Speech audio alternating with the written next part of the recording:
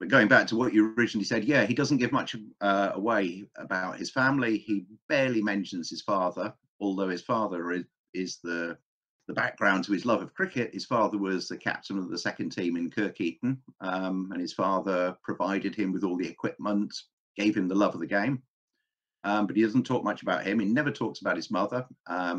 Never found any mention about his older brother, who was killed in a train accident, or fell out of a train when he was in his early 20s. Never mentions that. Barely says anything about his wife. Barely anything about his daughter or his grandchildren, and barely anything about his life at home. But get him on the subject of cricket, and he'd talk hind legs off a donkey, providing that was always a serious provision. It had to be somebody who understood cricket.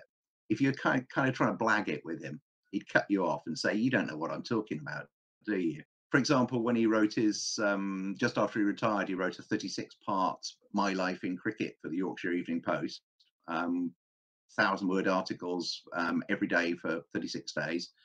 And there's almost no personal stuff in that, and it was frustrating.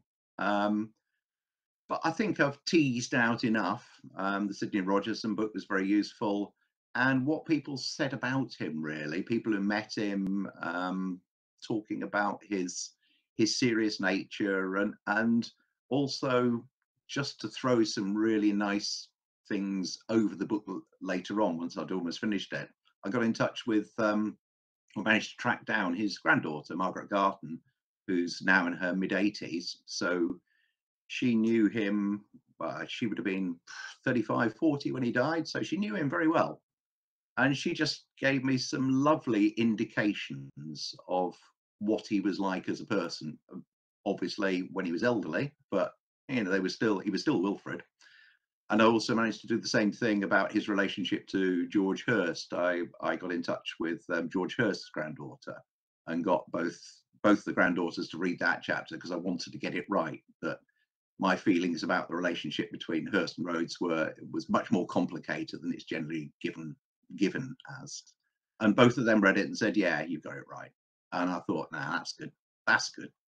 So I can leave it like that. I mean, a word I did use is that they irritated each other, which is not really, I think, a word that people would normally associate with Hurst and Rhodes, the great left-arm bowler, right-hand batsman, both come from Kirkeaton.